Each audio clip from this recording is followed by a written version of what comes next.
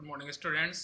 Class 10th आपका जैसा कि कारतूस वाला चैप्टर कंप्लीट हुआ। नेक्स्ट जो चैप्टर है आपके वो है संचयन में, और उसका नाम है टोपी शुक्ला। ठीक है।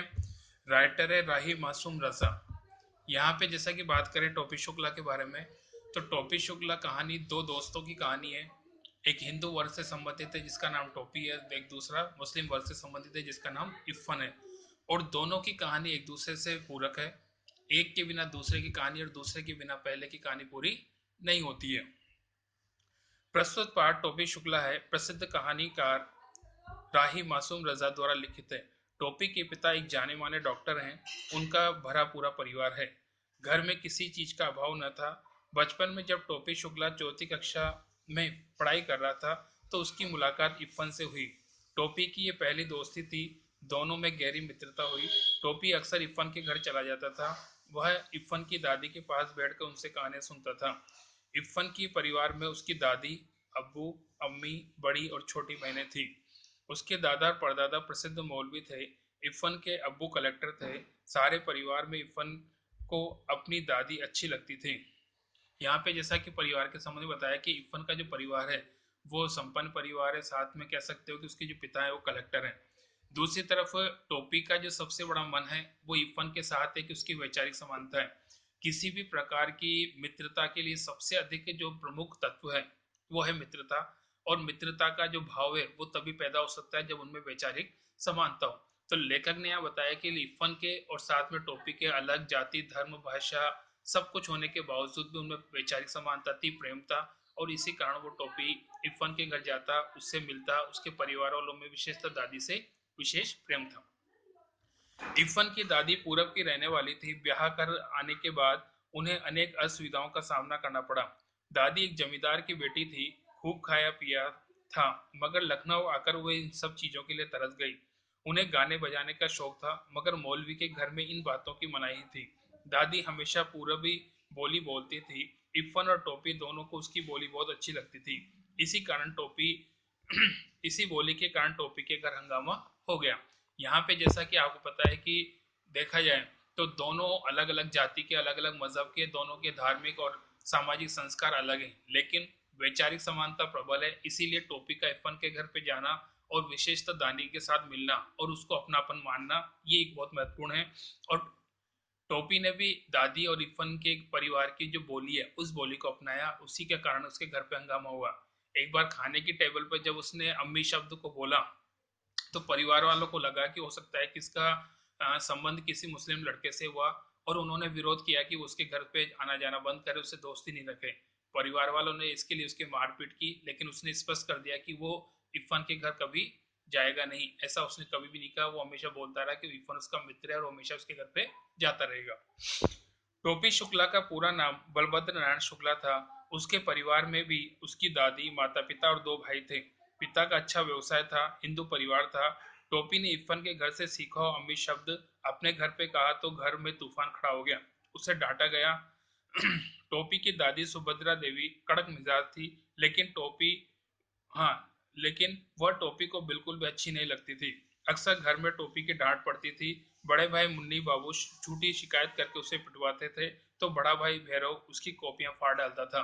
यहाँ पे जैसा कि प्रसंग आता है कि खाने की टेबल पर जब उसने अम्मी शब्द बोला और जब उसको परिवार वालों को लगा कि उसकी दोस्ती किसी मुस्लिम लड़के से हो गई, तभी एक प्रसंग और आता है कि मुन्नी बाबू उस पर आरोप लगाते हैं कि इसने रहीम कबाबची के घर पर कबाब खाया। हिंदू परिवार में कबाब खाना वर्जित है और इसीलिए उसके साथ मारपीट की जाती है, डांट डपट की जाती है और उस दिन उसके साथ बहुत बुरा व्यवहार किया जाता है। तो ये चीज यहाँ पे देखने को मिलेगी किस प्रकार से परिवार में उसे अपनापन मिला नहीं और वो अपनापन उसे इरफान और इरफान की दादी के साथ मिला। टोपी अपने सारे दुख इरफान के साथ बांटता था। दोनों दोस्त अक्सर अपना सुख दुख साझा कर लिया करते थे। टोपी और उसकी दादी से टोपी को अपनी दादी से कोई लगाव नहीं था। वो इरफान की दादी को बहुत चाहता था।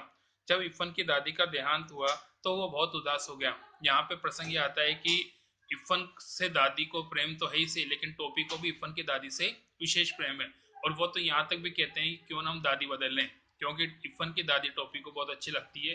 तभी समाचार आता है कि इरफान की दादी का देहांत हो गया। और उस घर में जहाँ पे हो सकता है परिवार के सभी सदस्य हैं, लेकिन फिर भी उन सदस्यों के बीच दादी का न रहना इरफान और टॉपी के लिए बहुत दुख का कारण बनता है। साथ में पूरा भरा पूरा परिवार होने के बावजूद भी उन्हें वो घर खाली खाली सा लगता है। उसने इरफान से कहा कि तोरी दादी की जगह मेरी दादी मर गई होती तो अच्छा होता। उस दिन दोनों दोस्त खूब रोए। एक दिन इरफान के पिता का तबादला हो गया और इरफान की दादी के देहांत के कुछ समय बाद ही यहाँ पे एक और घटना घटती जिसमें इरफान के पिता, क्योंकि कलेक्टर थे, उनका तबादला हो गया और इरफान चला गया। अब यहाँ पे टोपी बिल्कुल ही अकेले रह गया। इरफान के जाने के बाद टोपी शुक्ला इतना अकेला हो गया कि हमेशा उदास रहने लगा। यहाँ पे जैसे कि टोपी की कहानी में सबसे बड़ा दुख का कारण ये भी होता है कि दादी का चला जाना और दादी के बाद इरफान का भी चला जाना, क्योंकि परिवार में उसे उपेक्षा का शिकार होना पड़ा है। उसके साथ डांट डपट मारपीट सब होती है। उससे उतना प्रेम जितना इरफान और इरफान के दादी से मिला उतना अपने घर पर उसे किसी से नहीं मिला। टोपी को इरफान के घर जाने की इतनी आदत थी कि एक दिन वह सरकारी बंगले पर जा पहुंचा जहां दूसरे कलेक्टर का परिवार आकर रहने लगा। वहां उनके 3 लड़के थे और उनमें से एक ने उसे कुत्ते से कटवा दिया। टोपी को पेट में 7 सुइयां लगी, तब से उसने कलेक्टर साहब के घर जाना रास्ता छोड़ दिया। क्योंकि कलेक्टर साहब इरफान के पिता थे, उस समय तो जाता था, लेकिन जो नए कलेक्टर हरि नाम सिंह आए, उनके 3 लड़के थे और तीनों लड़कों को इस बात का घमंड था कि वही कलेक्टर के बेटे हैं और इसी कारण मित्रता इनमें नहीं हो पाई। घर की बूढ़ी नौकरानी उनका दुख दर्द समझती थी, इसलिए वह अक्सर टोपी को समझाती और उसे प्यार करती। टोपी भी उसके आंचल में आकर अपने सारे दुख दर्द भूल जाता। टोपी 9वीं कक्षा में 2 बार फेल हो गया। एक बार तो घर के कार्यों की वजह से नहीं पढ़ पाया और दूसरी बार से टाइफाइड हो गया। यहाँ पे जैसा कि बात की जाए तो 9वीं कक्षा में तीसरे साल 3rd डिवीजन में पास होता है। इसके लिए उसकी परिस्थितियां विपरीत थी। पहले वर्ष तो हो सकता है कि परिवार के घर कार्यों में इतना व्यस्त रखा गया कि जितने भी कार्य जो नौकरों से नहीं करवाए जा सकते वो सारे के सारे टोपी के माध्यम से करवाए जाते हैं। और जैसे तैसे समय मिलता है तो उसका छोटा भाई भैरव उसकी कॉपियों के हवाई जहाज उड़ा देता। दूसरे साल उसे टाइफाइड हो जाता है और इस कारण वो फेल होता है।